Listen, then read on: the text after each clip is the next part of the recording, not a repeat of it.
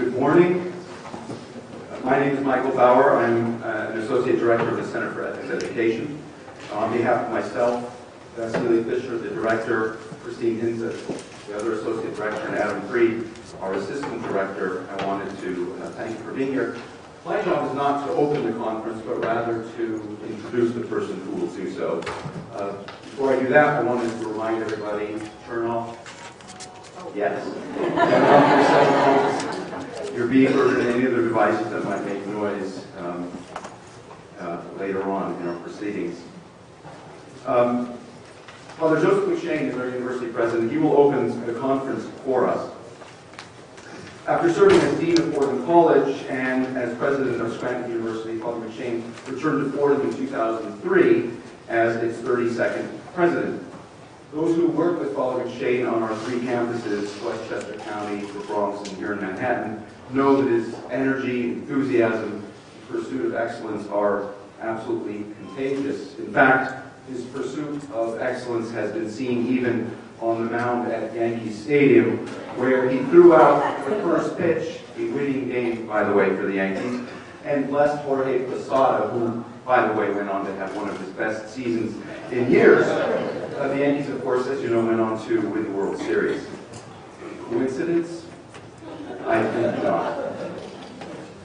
I wanted to thank Father McShane in particular for his support for all that we do at the Center for Ethics Education, his support for the academic programs, and his support for making Fordham what it can be and is becoming. And along those lines, I just wanted to point out, in connection with Fordham's plans to reduce its carbon emissions by 30% by the year 2017, the newspaper here at Lincoln Center from last week announces that we are now we have succeeded in reducing our carbon emissions down to 11%, down by 11%, well on the way to the 2017 mark of 30%. So without delay any further, let me introduce Father McShane.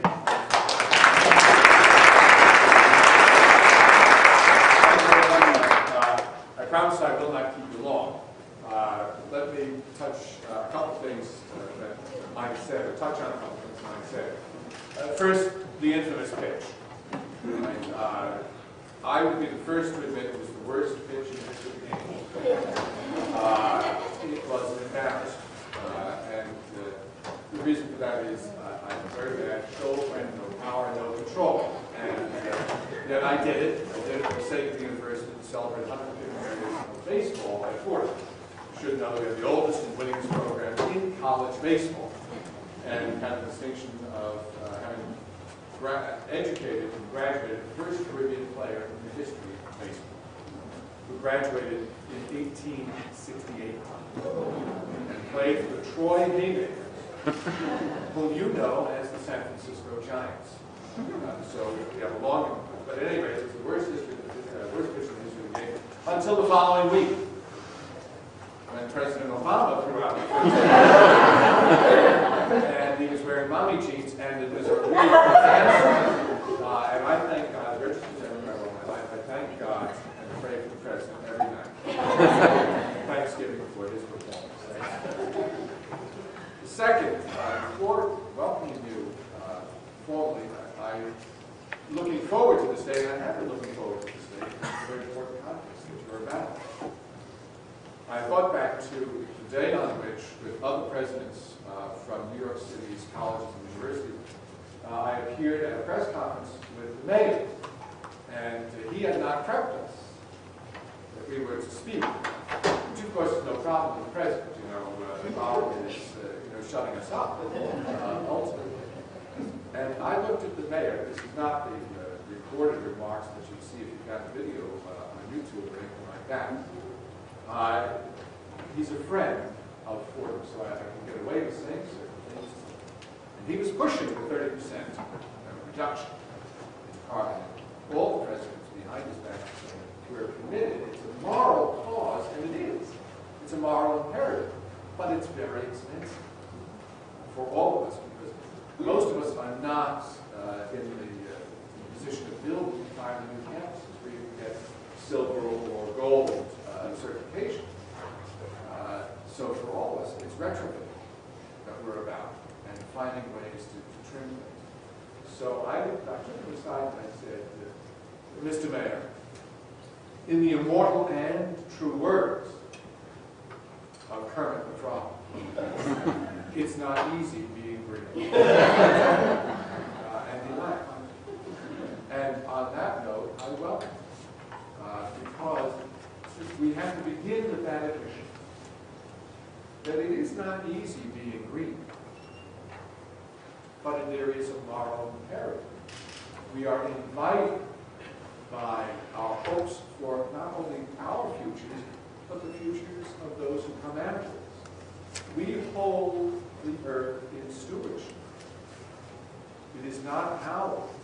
We did not create it. It was given to us by our knowing God to be held in trust while we are here for the generations to follow. So there is a moral imperative involved in the pursuit of a more environmentally sane policy for us all.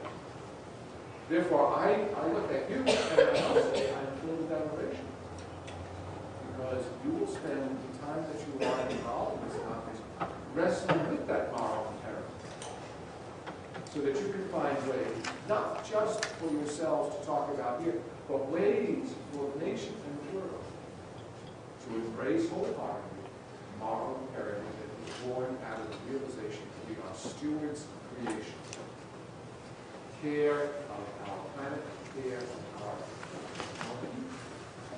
is in our hands. So with great admiration, I welcome you in a special way. I hope you don't mind if I take a moment to thank our partners in this conference, from the EPA, from National Grid, from the Schools of Business, but most especially I want to thank a woman of extraordinary vision and great energy, a woman who, wherever she goes, creates a sense of excitement and imparts a sense of great and sacred purpose. And that's Celia Bishop, who is, she's just an extraordinary person, one of the great treasures of the university, and a woman whom I got to know when I was a lead.